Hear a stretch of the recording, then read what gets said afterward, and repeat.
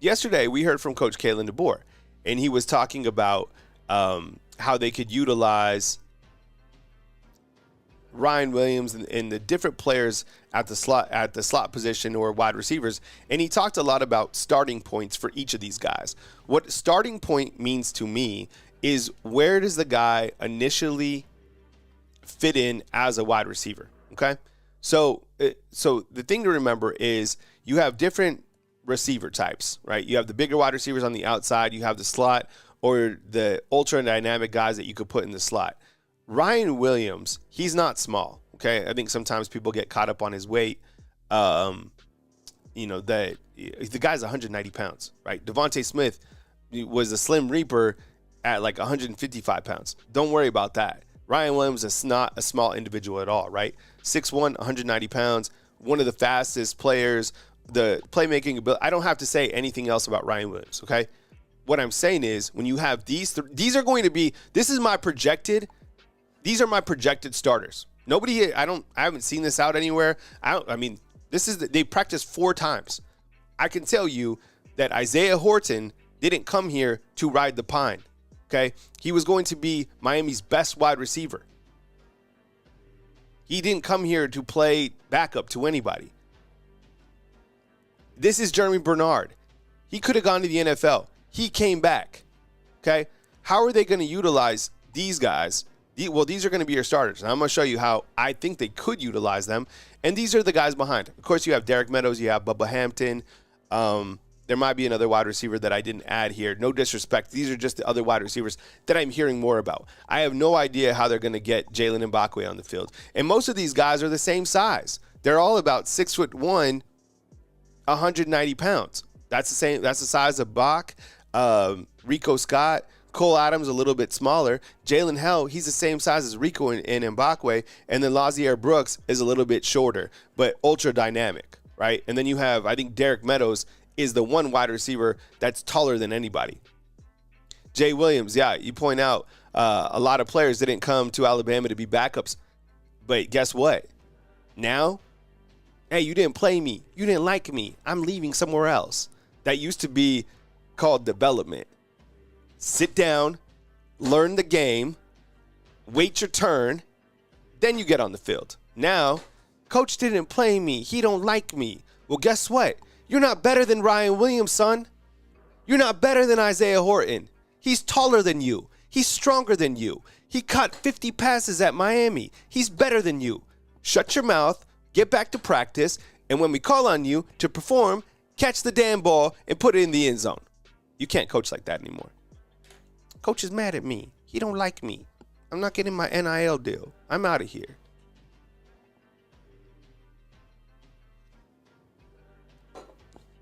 That's the truth. Truth hurts. Right?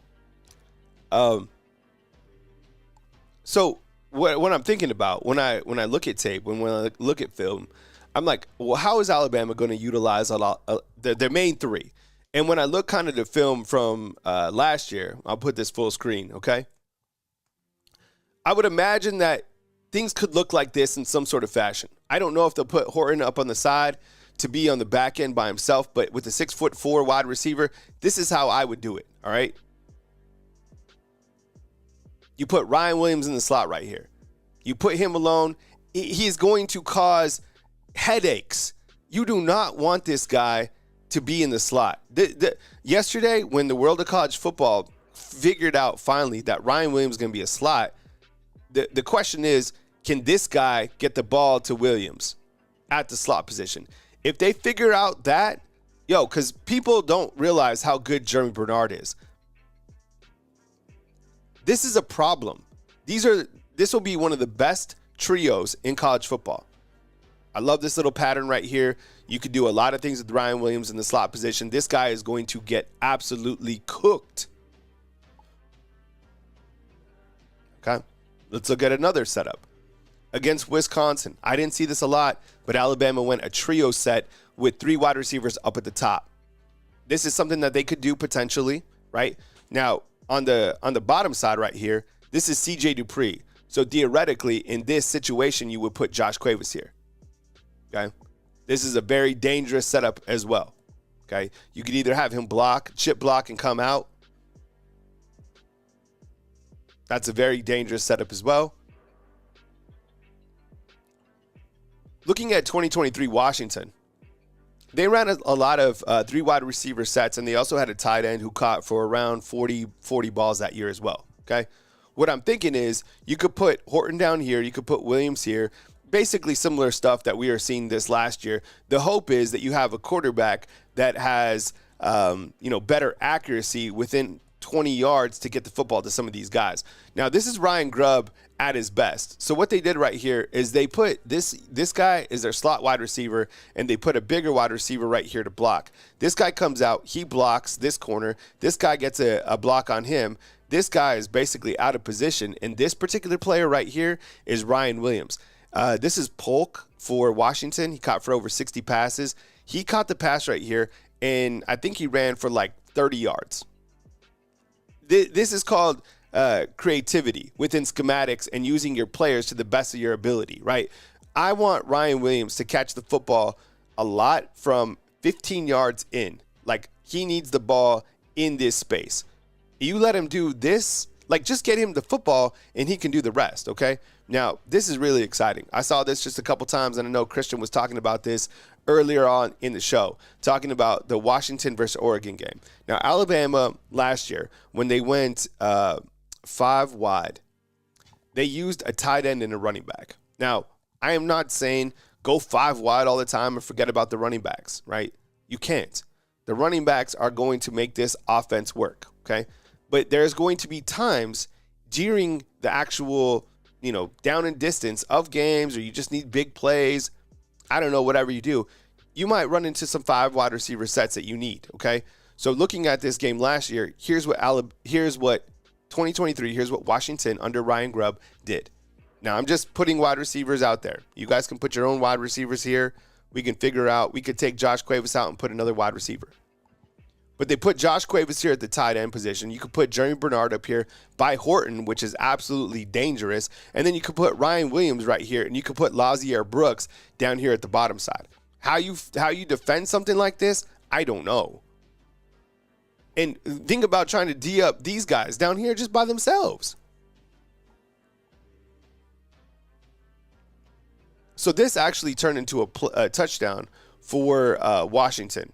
And when you go to the wide side view, you can't see the far side wide receiver over here to the left, but the touchdown happens right here. And you have Michael Penix Jr., who's able to throw a really crisp and accurate football to the top wide receiver right here. That would be Ryan Williams. And then you have Lazier Brooks kind of sitting in this zone and catch a football, make somebody miss.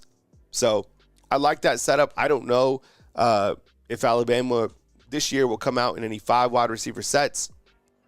If they do, they have plenty of wide receivers to do it. It's a dangerous combo. I can't even imagine having to deal with Ryan Williams and Lazier Brooks over there on the right side. Now, how do you keep all of the guys fed and at the same time have some sort of balance with the running back room? I don't know. I'm not an offensive coordinator. That's up to Ryan Grubb to figure out. But if they do have a right tackle that can protect for 3 seconds, if they do figure out, a quarterback that can be accurate, this offense should be prolific. They have all the pieces. I would be disappointed. I would be upset if this offense is not scoring 40 points a game, 45 points a game this season. The defense, they're going to do their thing, and we'll have another video talking about schematics with defense and all the guys coming up, and we'll put, players on the board and stuff like that. But in terms of what the offense has, this is probably the most excited that I've been about the offense. And a lot has to do with just Ryan Grubb, not even the quarterback. I think whichever quarterback takes over, I think we take a step forward in that department. But I think that Ryan Grubb is the common denominator and was the missing link for Coach Kalen DeBoer, and probably was the missing link for Ryan Grubb when he left. Those guys might just have to stick together like Bert and Ernie until the wheels fall off. And that's fine, because everywhere they've gone, they've been very successful. So you become Bert and Ernie, that's fine. Am I making sense out there? Am I clear to you? Picture me rolling. Huh. But when I was looking at it, man, I was like, geez, the weapons that you have, and just hearing Coach Kalen DeBoer, and you know what? The biggest thing that Coach Kalen DeBoer said yesterday that stood out to me on the press conference was the fact that the coaches were already here, all of them. Even Chuck Morrell was here. He was coaching the linebackers, and that Jason Jones has continuity with Kane Womack because they've coached together before, right? So then the only guy that they've really had to bring in as a new addition is Ryan Grubb. Ryan Grubb isn't coming here and getting caught up to speed. The only thing he's getting caught up to speed on is like the same thing that we're learning, the new roster and understanding like new guys. That doesn't take long. It takes like a week, maybe less. He's adding to the roster. He's adding to the coaching staff. The biggest upgrade, I think, in college football from an offensive coordinator standpoint was Alabama leveling up to get Ryan Grubb. You take a step forward at quarterback. You take a step forward at offensive. Your offensive coordinator. Yo, things are looking up. The schedule's hard to sell. I get it. I'm worried about it. I'm worried about the first game. The first game scares me to death. I'll pick Alabama.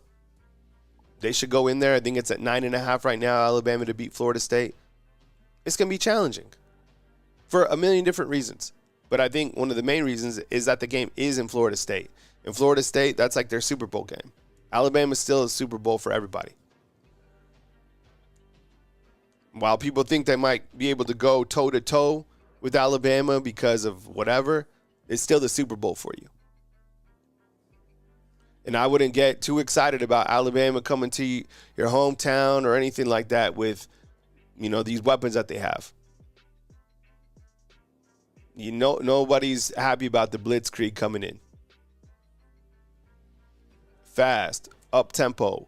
What did Coach here's a trivia for you.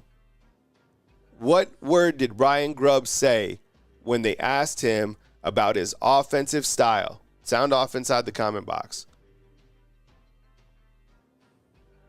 What word did he say? What adjective did he say? Ryan Grubb, how would you describe your offensive style?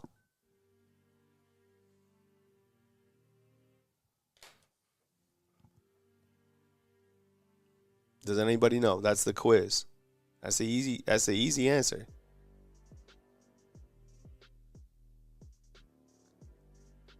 Thank you. Matt Dunn got it right. Matt Dunn, you passed the test today. He said aggressive. That's what we need. We need an aggressive offense. You need to put points on the board. You need to be able to dominate from the jump and instill that fear. And once I think when people start to see Alabama's offense start rolling, I think that fear will get put back into people. It won't take long.